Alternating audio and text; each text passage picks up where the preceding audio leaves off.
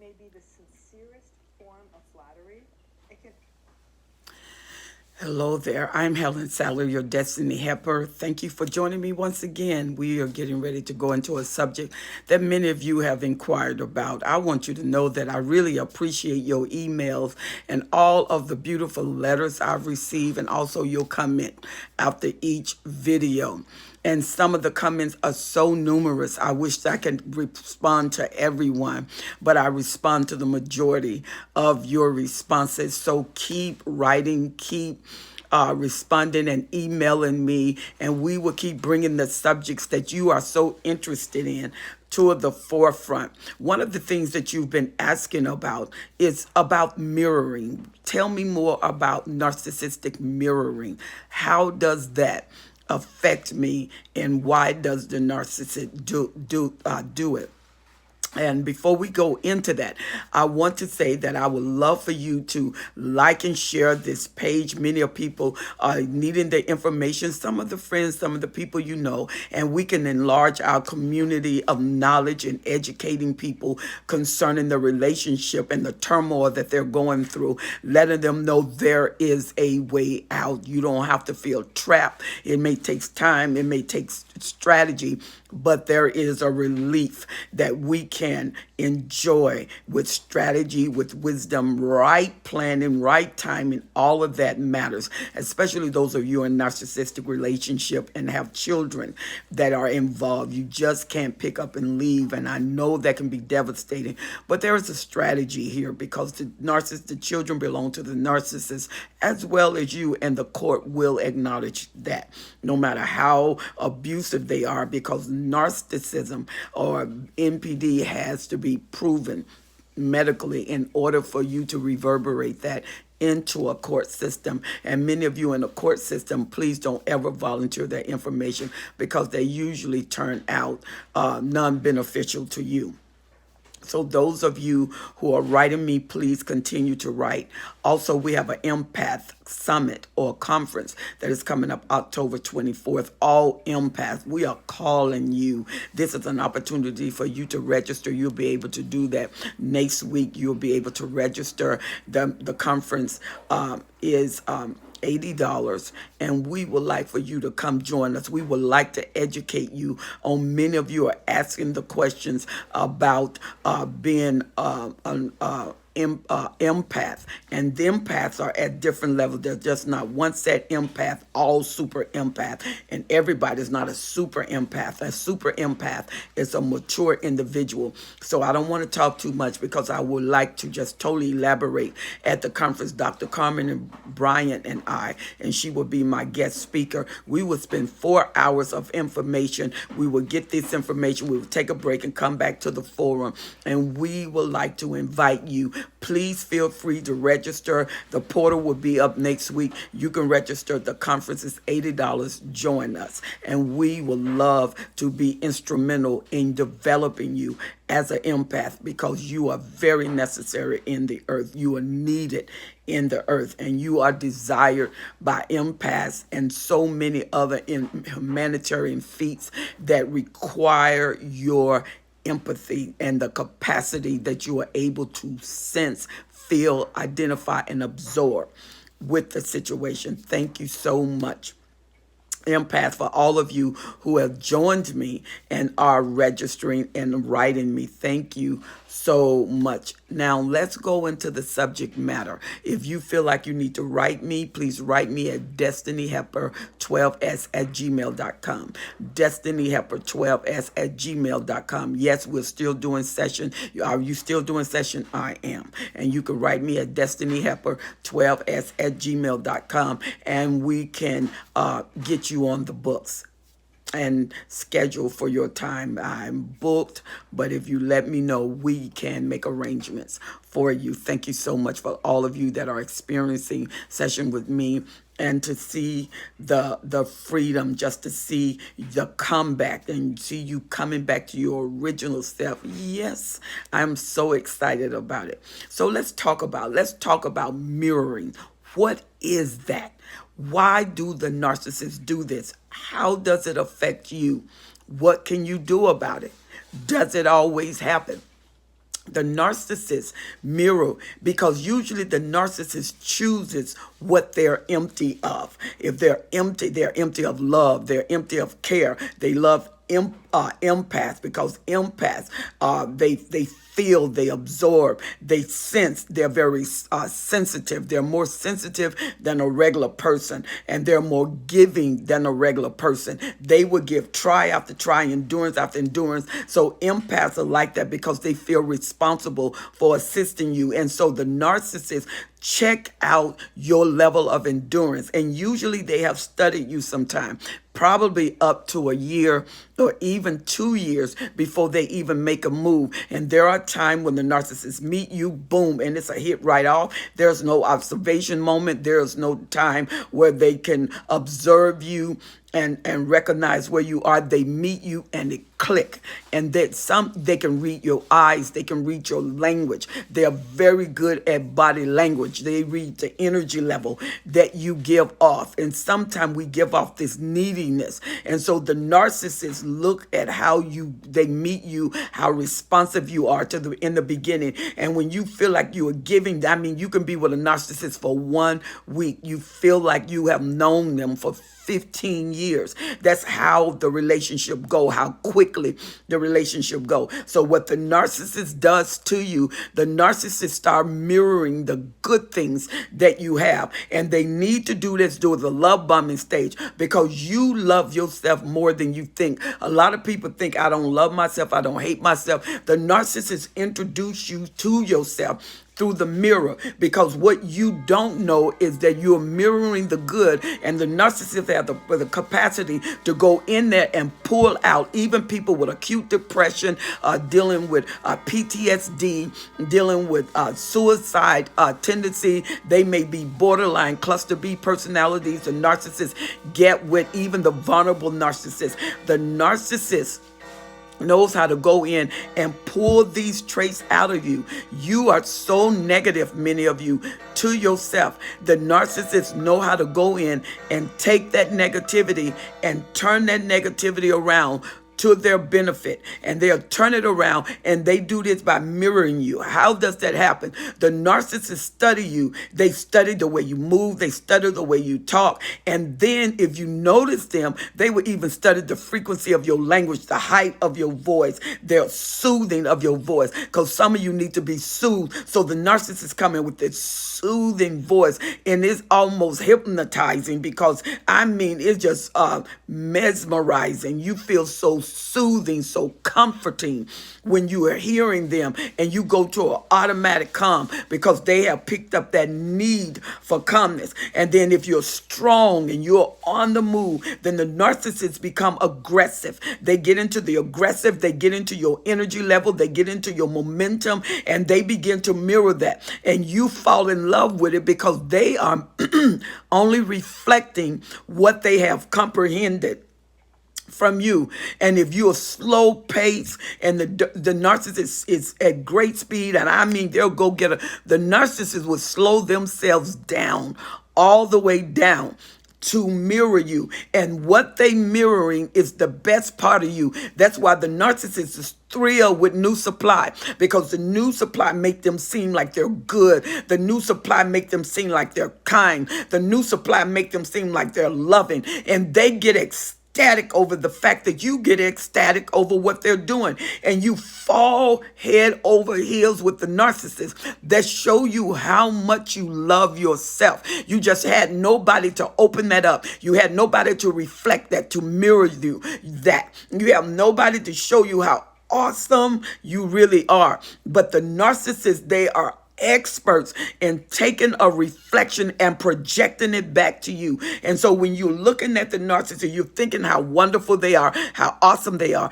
And it's you mirroring yourself. Now, when you have a mirror, that mirror goes to the exact motion, exact movement. When you're looking into water and you're talking into the water, it's the opposite of what you see, because you're looking into it. So you have a different reflection. So you're looking right side at it, but you're looking left side up. So the reflection is different sides of the coin mirroring the same thing. And we call this the parrot parrot effect. The parrot effect is when the parrot mimic you, everything you say, but there's a variation in voice tone, there's a variation in frequency. But for the most part, you're looking directly at yourself, except you're seeing the narcissist's face, you're smelling the narcissist's smell, you're hearing his voice, her voice, you're feeling them, and they are there. And so you just go head over heel. You known them a week, and it's like y'all been together for 3 months. And so you feel as relaxed as a person you would meet for 3 months. And usually the mirror effect, it goes in effect and it lasts as long as the narcissist can mask away. Because usually in the mirroring time, you are excusing things you do. Red flags may come up, and every now and then the mask may drop, and you do cognizant dissonance. So what you do is make up excuses for that, because you don't want to know the truth, because this is too good to be true. You never had it like this before, especially your first encounter with a narcissist.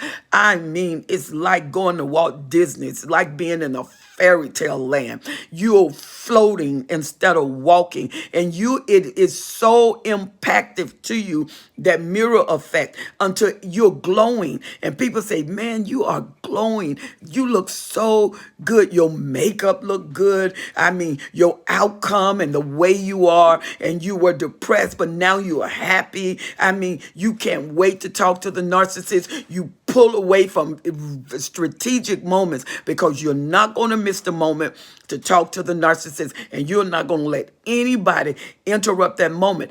In that time of mirroring, that's when you get trained with timing, scheduling, appointments, expectation, dedication, and devotion. All of this is coming in the mirror effect, and you are so desperately, and guess what? It won't take a week into the relationship. Guess what the narcissist tell you? I love you. I love you so much. I'm mesmerized by you. I've never seen or never loved someone like this. It's something about you. You are so beautiful. You are the most beautiful thing. I wait all day just to see you. And that's why the narcissist, if you're a distant love, or if they are there with you, they really want to see you, or they want to FaceTime you or Zoom you, or they want to just see you on Facebook, but they need that visual. Because if you notice, watch the narcissist, they're eye to eye. They make sure you see their eyes. They make sure you see who they are. And then the narcissist, believe it or not, is vulnerable during that time of mirroring. It's not just you're vulnerable. The narcissist is vulnerable, because finally the narcissist is saying, I got someone that loves me. I finally got someone that loves me. And when they meet that new supply, that's their vow to themselves. I finally got someone that loved me. And so when you are mirroring, they're reflecting it back to you, and you got that glow. When you have that glow, they see it. They see the change, and they administrate more and more and more, and you are committed more and more and more, and you're loving more and more and more. And guess what? When they're pulling that mirror out of you, because it's a magnet, and they're magnetizing that mirror out of you, did you notice your depression left? You was no longer depressed. And when you looked in the mirror, all of a sudden, you liked what you see. You hated what you saw before, some of you. And some of you were so down on yourself. But as the narcissist mirror you, you start loving yourself, doing this love bombing stage. And usually when the narcissists meet you and they're trying to build a strong relationship with you and get that relationship to last over a period of time, they're going to give you the golden love bomb. You're not going to get the bronze or the silver. You're going to get the golden love bomb. They're going to love you where you light up. And the only way you melt that gold is under fire. And so the narcissists would try all they can to avoid any disagreement during the love bombing stage. They would even agree with you, because they're going to turn the tables later. They need to make sure they hook you, and hook you deep. And because the mirror reflects you, and you're looking in the mirror at yourself, but you have the narcissist face, and the narcissist make sure they get all of that information out of you. This is the time of acquisition. This is the time of knowledge. It's like being in the classroom. The teacher teach you, and then you get tested. Everything the narcissist give you through the mirroring stage, he tests you during the mirroring stage. He needs to make sure, she needs to make sure that you're there for the long haul. And the only way you can get for the long haul is to keep that reflection going. And sometimes the narcissist, because of their nature, is not able to keep that reflection going. So the mask fall off. And once the mask fall off, you start to see them. Then they got to counteract. And they go to the sense where they gaslight you right there, because they need to totally confuse you, totally throw you off, because they like enjoying the mirror. This is like a honeymoon phase. When you go on the honeymoon phase after you get married, the marriage hasn't taken place. You are still in the dream state. Y'all probably fought for 6 months, 8 months to a year. Then the marriage brought back in the love. And then the love from there, you don't forget all about that. There are some things that you saw that you needed to handle before the marriage. But now that you are married, now you are going to the honeymoon stage. You just totally dismiss all of the red flag. You dismiss everything that you saw because you want this relationship more than anything. And so that's what happened with the narcissist. The narcissist giving them the mirror, and them pulling the mirror effect out of you, and they are doing the parrot effect. And so what happened, they're cloning themselves. They're getting your DNA output. They're getting your gene output. And they get that, and they integrate that into their personality, into their character. The narcissist is made up of a series of mirrors that they express. And a lot of times you can miss the mirror, because the mirror also will make them lie. That's why they gaslight. They'll gaslight. They'll say something and forget they said it, and then you'll bring it back to them, and they'll gaslight you and say, I didn't say that. And you're like, wow, yes, you did. And they said, no, what I said was, and they would take something and integrate other things in what they said, because they know they can't totally deny it. So they add things to that and said, this is what I said, and they turn it. And then they leave you so puzzled until you actually deny that you saw that. And then you start questioning yourself. Well, if the narcissists feel like they haven't hooked you enough through the mirroring effect, they gaslight you and you're confused. Then they throw in the love bomb harder. And what probably happens here now is they start gifting you. They start making sure you got more dinners. But now they make sure they get this cologne. During the mirror effect, if you notice the narcissists, they were very powerful fragrances, and they pull you into them so they can get even your sensories involved. They involve your total senses, their looks, and then they get your smell, then they get your mouth to say what they want to hear, they get your ear to hear what they want to say. So they say in your ear so you can hear, and then you can imagine them, and then they get smells so that you can always remember them. Then they get you to say so you can join with them and be magnetized to them. Then they cause you to feel emotionally. And this can take you into intimacy. This can take you into a sexual promiscuity. Even Christians, a lot of Christians have compromised their standard, because we believe in a standard. We believe in having sex after the marriage, not before the marriage. But when you get with the narcissist, all of that goes out the window if you don't keep a standard. If you don't keep a standard, the narcissist will get you to let your standards down, and you'll find yourself in a compromise. Some of you barely got away, and some of you didn't get away, and now you've been discarded, and some of you are still there. You've been discarded, but it was this temporary discard where the narcissist went out a couple of days, went out a few hours, went out a week, a month, but they always came back, and you waited there because you was trained to the mirroring effect. But how does the supply get affected by the narcissist mirroring effect? The supply gets so affected until the glow comes from your inner self, and they affect you internally, your heart, your kidneys, everything, your whole body respond to the narcissist mirroring effect. Because first of all, you fall in love with yourself. That's not him. That's you. You fell in love with yourself. You are that awesome. You are that powerful. But it affects your being. It affect your radiance, and you are radiating, you are glowing, you are happy. I mean, things don't bother you. People can go off on you. You don't care in nothing about that. The only thing you care about is the narcissist. And then the narcissist, when you come through the mirroring time and you start complaining, the narcissists care about what you're going through. They got the perfect answer for what you're going through. They're listening to what you're going through. You think they're listening, but what they're doing is observing you under pressure to see, do you phase out or can you handle it? Because if you don't phase out, you got some fight back to you. When the narcissist put out his discard, gaslighting, devaluation, word salad, all of this, the triangulation, the silent treatment, the ghosting. So when he put out all of these different things, then the narcissists know that you're going to be able to handle that. And then they want to see how forgiving you are when you are attacked. Because if you're really forgiving, you're going to forgive them. So they mirror that back to you. And sometime in this stage, the narcissist will on purpose do what they heard you say. You'll say that you got into a situation and you forgave the people. The narcissist will stir up a situation on purpose. And because you're already addicted, they stir up that situation and you get into an argument or a disagreement with the narcissist. But then the narcissists come back real pitiful. Not that they're repenting or they're even in remorse. They want to see how you handle them when you get under stress. So they purposely start something up and make it seem like your fault.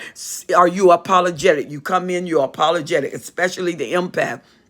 The empath take the responsibility of the narcissist and say, I'm sorry. Sorry. A regular person also take the responsibility, but they don't absorb the emotion. They experience the emotion. That's the difference between you and the empath, absorption and the experience. And as the empath grow older, they learn different techniques. You go deeper in your experience until now you start magnetizing that experience as your responsibility. And what happens is, as the narcissist lose the mirror, because the mirror usually your mirror can last up to 6 months. And it's very, very, very rarely that it can last up to a year. That means they love bomb you for a year. That's why the supply that they left is waiting for you to break up so they can come back. But the narcissist is really obsessed with this mirror. And so you are their focus. And sometimes during the first 3 months, they are triangulating because they got you and 5 more on the hook. And I mean, they talk to you at this time and they got 5 other women that they dealing with. They schedule you when you talk. And that's why they say you be here at 10, because they know at 8 o'clock it's going to be Susan. At 6 o'clock it's going to be Cheryl. At 4 o'clock it's going to be Ravine. So they got all of these people going on, and the narcissists have on the schedule. And out of those 5, they're going to pick a primary source. That primary source is the narcissist, that person that's giving, the person that think of them, go buy them something, the person that send money, just have lunch on me, the person that's thinking and doing and maximize their ability to cater to the narcissist. That's the primary source. So now they got that primary source, and they put their primary source over here because that primary source is going to get more intricate and intimate attention. The primary source at first is going to get more care. So the mirror of the primary source is powerful, because the mirror of the primary source is going to be mirrored throughout everybody they triangulate. You will know, because the narcissist will come back with something different, and a different person, and you can almost feel the person on them. And so they would say, well, it was just me being around people, me having a hard day, especially an empath would feel people on them. And so now you are saying, am I doing wrong? Did I do something? Did I say something? And the narcissist said, no, you didn't say nothing. Why? Because they're they're locking down the primary source while they're triangulating. And a lot of narcissists will not give themselves, except the cerebral narcissist. There's a possibility that the cerebral narcissist can cater themselves to one person, and they are triangulate mind, but they won't triangulate sexually. Sexually, they have this one person, but then they branch off in intellectualism, and they're committing triangulation to their mind and not to their body. But they know they have to take care of this primary source here, because the primary source is guaranteed fuel, guaranteed energy, and guaranteed fuel for them. And so what they do is keep mirroring them. And so when you have become a primary source, the mirror has dropped. And when you get tired, you're getting frustrated, the narcissist then start to mirror you again. And he mirror your frustration and then start blaming you for it. This is when the trauma bonds come in. And so they mirror the bond, but they bring trauma to bring you together. And that causes confusion. You want them, and then you want to be away from them. You love them, and then you hate them. You want them to stay, then you want them to leave. And so this mirror takes on a different instance. They start mirroring your behavior in frustration, in anger, and disillusionment. They start mirroring your behavior, and they know that a mirror is reflective. It comes to you, and then it reflects back. And when it reflects back, they interject their reflection. This is the time they gotta find another source, because the mirror that you are portraying is no longer pleasant, and they already feel bad because they know they're low down. They know that they are doing wrong. They know that they are hideous in the way they're treating you. They know they're causing trauma and pain, and they feel like a bad boy, a bad girl. So they are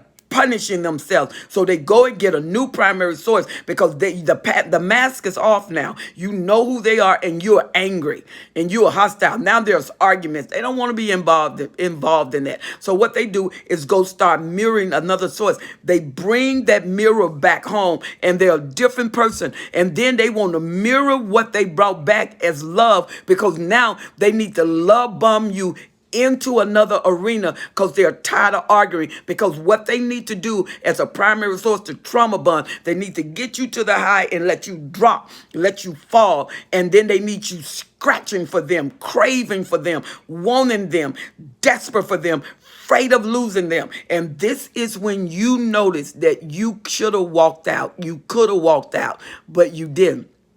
Now you don't want to lose them, and you take and do cognizant dissonance, because you explain away all that you're seeing. Well, maybe if I stay a little bit longer, they would change. He's trying to change. I saw him trying to change, but he's doing the same thing that he was doing before. You are now, so your 6 months has turned into 5 years, and your 5 years had turned into 10 years. And for 10 years, 15, 20, 25, 30, 35, 40, 45, 50, 55, 60, you have been getting the same thing for 60 years. And if you notice, the more you stay in trauma bonding, the more you explain away the trauma.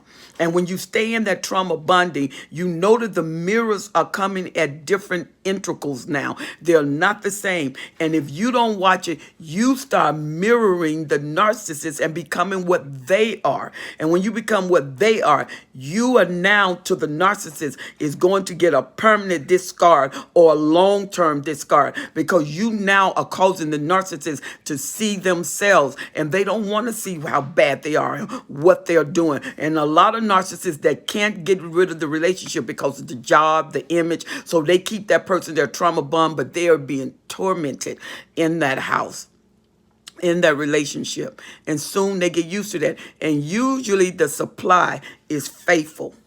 Usually we're going to do a video when the supply cheats, what happens. Because some supply, when the mirror lift are driven, they want to know that somebody love them. They want to know somebody care for them, and they cheat. And we'll do that on another video. But the mirroring effect is a tremendous effect that can affect your body, your heart. It's radiance at first. You are radiating. Your skin is beautiful. Your eyes are clear. And you are just happy-go-lucky because of the magnet that he pulls from you through and then reflects reflect that back to you. It's reflection. And then as you get more involved, the reflection go to projected mirroring, because it's getting harder and harder to pull the good out because you're being traumatized. Excuse me. You're going through so much. You're going through so much until you're not mirroring good. You're now blaming, accusing, because you're really afraid of losing the narcissist. And that's when the narcissists know it's time to move on. Even if they keep you, you're sidelined. And the narcissists move on. Mirroring is a powerful effect. Notice the narcissist. I mean, if you loud, they're loud. I mean, even in intimacy, they may mirror you in intimacy. They mirror you in career. They mirror you in business. Watch the narcissist. When you see yourself and you be like, well, didn't I just do that? Or if you pray in a certain way and he's a religious narcissist, then he prays like you pray. And you notice that when you were doing business and you did have this idea, the narcissist would come back in his business and do that idea. Whatever mirror they're captivating, they're capsulizing on you. And you are noticing that once that mirror lift, all hell break loose. The mirroring narcissist mirrors you to bring the best out of you. And when he thinks that he's empty you, then now the mask drop and you get him. But he takes your mirror to the other supply, and that's how he keep love bombing, because he's only mirroring what he got from the supply. So all you do as the main supply, you download in him and matriculate that through all the other supply. So they're not getting the narcissist, they're getting you, the main supply. And when he come back with something he got from them, throw it to you, and then get to build you up and keep mirroring you so that good will come out. So that's why you're trauma bonded. The reason it's not so easy to leave is because you're trauma bonded. And you done got used to the pain, but not enough to leave. Or some of you got used to the pain and you said, I'm done, I'm out of here. And the moment you did, you had to fight for who you are. And you have to substantiate who you are, because now who you are is genuine. It's not projected back to you from the narcissist.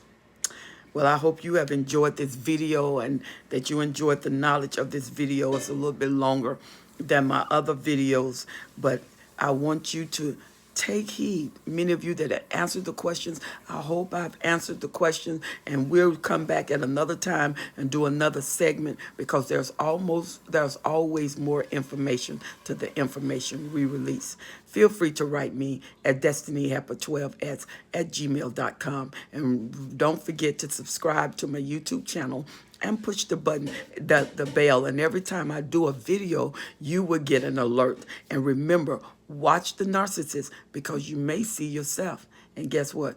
You may actually like it. You're just that powerful, but you don't want your mirror in the hands of a narcissist. They say you break a mirror, 7 years, bad luck. No, you don't have to break a mirror. We don't believe in superstition. But if the mirror breaks you, then it's not bad luck, it's hell. It's a living hell. And you can turn that around by loving yourself. You can turn that around by building yourself. You are worth every moment it costs to build you to excellence. So write me again, Destiny Helper 12S. Look for the Empath Conference, October 24th from 10 to 2. It's on a Saturday. And look to register. You must register, or you will not be able to attend the conference. And it's definitely going to be something you will want to do. Empath. And all of you who want to learn what an empath is, just in case you meet one or just in case you are one, join us. I look forward to seeing you on the next video. Listen up for the registration. God bless.